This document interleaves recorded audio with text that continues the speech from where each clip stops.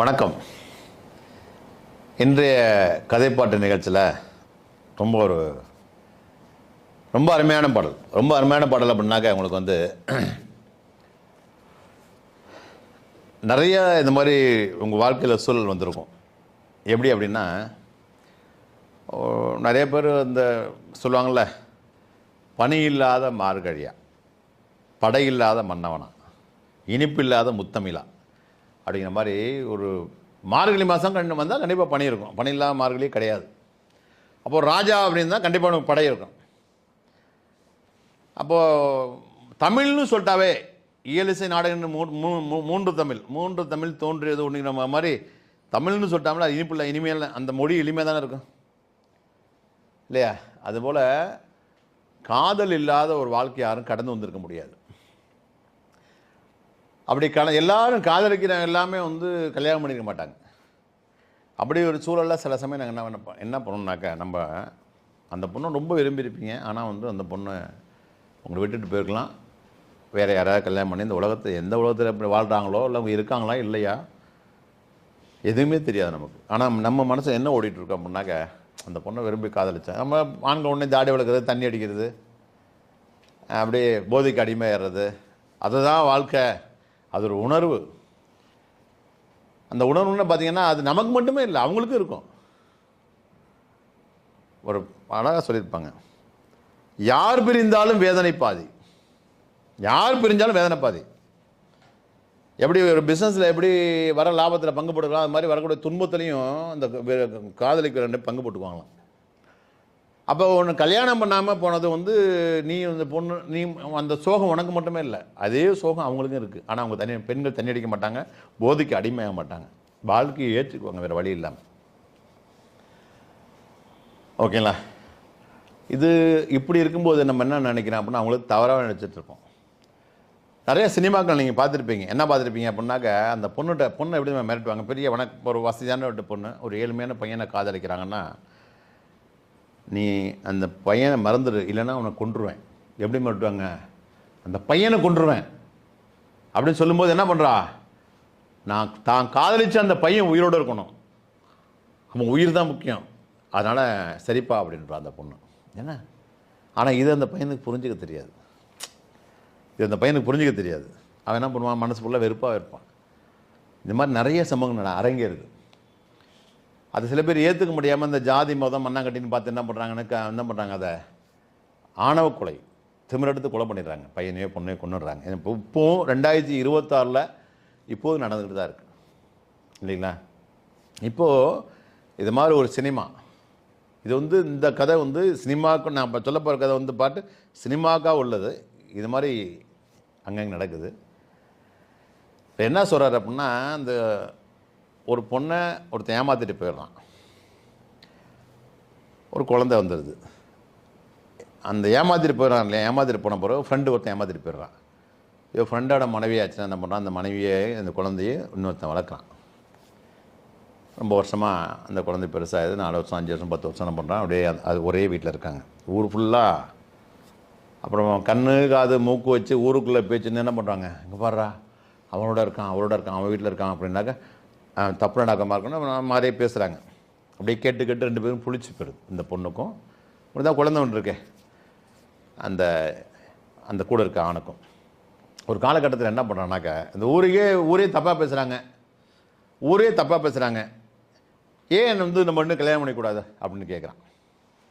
அவன் மறுக்கிறான், இல்லை அப்படின்னு மறுக்கிறான். அப்போ என்ன பண்ண, வழக்கம் போல் மனசில் சோகம் வந்துடுது. ஊரே என்ன தப்பாக பேசுகிறாங்க, என்னையும் உன்னையும் வச்சு, இது என்ன நம்ம 2 பேத்துக்கு பிறந்த குழந்தைன்னு சொல்கிறாங்க. பேசி தான் ஊர் முழுக்க நினைச்ச பண்ண முக்காடு எதுக்கு, பேசாமல் நம்ம கல்யாணம் பண்ணி கண்ணியமாக வாழ்ந்துடுறோமே அப்படின்னு சொல்லும்போது அந்த பொண்ணு மறுக்கிறா. ஏன்டா மறுக்கிறா அப்படின்னா, அதுதான் பெண்கள்ங்கிறது. நம்ம சொல்லக்கூடிய என்ன பண்ணோம், பெண் புத்தி பின் புத்திமா. பெண் புத்தி அட்வான்ஸான முன்புத்தி, அது பொன் புத்தின்னு சொல்லலாம். தங்கத்துக்கு நிகரான புத்தி. அது என்ன சொல்கிறான்னா, நீ என்னை கல்யாணம் பண்ணி ஆசைப்படுற, அவன் டென்ஷன் ஆகிடுறான். அப்படி எனக்கு பிடிக்கலையா, அப்போ என் மேலே பாசம் இல்லையா அப்படி ரொம்ப டென்ஷன் ஆகிடுறான் ஆண். உண்மையில் ஆணுக்கு தான் அவசர புத்தி. அந்த பொண்ணு சொல்கிறேன், ஐயோ அப்படிலாம் இல்லைங்க, உங்களுக்கு கல்யாணம் பண்ணுறது நான் கொடுத்து வச்சுக்கணும், எவனோ ஒருத்தன் என்னை ஏமாற்றிட்டு போய் ஒரு குழந்தைய கொடுத்துட்டு போயிட்டான். ஆனால் நீங்கள் வந்து அவன் இருந்தால் கூட என்னை அந்தளவு பார்த்துக்க முடியாது. நீங்கள் என்னை அந்த மாதிரி பார்த்துக்கிறீங்க. உங்களை மாதிரி கணவன் கிடைக்கிறது ரொம்ப கொடுத்து வச்சுருக்கணும். ஆனால் நான் அவங்களை கல்யாணம் பண்ணிக்க மாட்டேன். எனக்கு ஆசை இருக்குது, ஆனால் பண்ணிக்க மாட்டேன். ஏன் பண்ணிக்க மாட்டேன்? அதான் ஆசை இருக்குன்னு சொல்கிறியா? யாரோ பெற்ற பிள்ளைக்கு நீங்கள் தகப்பனா வந்து எல்லாத்தையும் செய்கிறீங்க. ஆனால் ஏன் அந்த ஆசை இல்லைன்னா, நான் அவங்களை எங்கே நம்ம வச்சுருக்கேன்? சாமி மாதிரி வச்சு நான் பூஜை பண்ணிகிட்ருக்கேன். நான் ஒரு ஒரு ஒரு ஒரு சாதாரண பெண், ஒருத்தனால ஏமாற்றப்பட்ட பெண். நீங்கள் ஒரு தெய்வங்க. யாரோ ஏமாத்திட்டு போனோன்னு என்னையும் என் பிள்ளைய வச்சுக்காம நீங்கள் ஒரு தெய்வம், கடவுள். ஒரு பெண் எப்படிங்க கடவுளை கல்யாணம் பண்ணிக்க முடியும்? எப்படி கேட்குறாங்க பாருங்கள். ஒரு ஏமாற்றப்படுற அவளை பெண் எப்படி நான் போய் ஒரு சாமியை கல்யாணம் பண்ணிக்க முடியும்? நீ ஏன் சாமி அப்படிங்கிறா. உனக்குன்னு பெரிய, என்னை விட பெரிய பொக்கிஷங்கள், மிகப்பெரிய லைஃப்லாம் உனக்கு இருக்கும். அதனால் நான் உன்னை சாமியாகவே பார்த்துட்டு இருக்கனால என்னால் உனக்கு கல்யாணம் பண்ணிக்க முடியலைங்கன்னு அழுகுறா. அடாடாடாடா. உண்மையிலே இப்படிப்பட்ட பெண்கள் இருக்கத்தான் செய்கிறாங்க. தன்னுடைய காதலை என்ன பண்ணுறாங்கன்னா, தன்னை அந்த பையன் நல்லா இருக்கணுங்கிற மறந்துட்டு எங்கேருந்து வாழ்ந்தால் கூட நல்லா இருக்கணும்னு ஆசைப்பட்றாங்க. உண்மையிலே அப்படி இருக்க இந்த பாட்டு யாரெல்லாம், அது ஆணாக இருந்தாலும் சரி பெண்ணாக இருந்தாலும் சரி, சொல்லுவாங்களே எங்கிருந்தாலும் வாழ்க அப்படி மாதிரி, எங்கே இருந்தாலும் பிரிஞ்சிட்டோம் இல்லையா? காதலிக்கலாம் கல்யாணம் பிரிஞ்சுட்டோம், பிரிஞ்சாலும் நல்லா இருக்குன்னு வெட்டிட்டு இருக்காங்க இல்லையா? அந்த மனசுலேயே சும்மா அப்படியே இருக்கும். அப்பேற்பட்ட இந்த காதலை தியாகம் விட்டு மனசில் சுமந்துட்டு வாழ்கிறாங்களா அத்தனை பேருக்கும் இந்த பாடலை காணிக்கை எழுதியிருக்காங்க. கங்கையவன் எழுதியிருக்காரு. இப்போ நான் சொன்ன விளக்கத்தை விட மேடம் சார் நீங்கள் பாடினீங்கன்னா இன்னும் தெளிவாக புரியும். பாடிடலாம் சார். தெய்வத்தில் உன்னை கண்டேன், தினம் தினம் பூஜை செய்தேன், நிலவுக்கு களங்கம் என்று உறவுக்கு விலகி நின்றேன். தெய்வத்தில் உன்னை கண்டேன், தினம் தினம் பூஜை செய்தேன், நிலவுக்கு களங்கம் என்று உறவுக்கு விலகி நின்றேன்.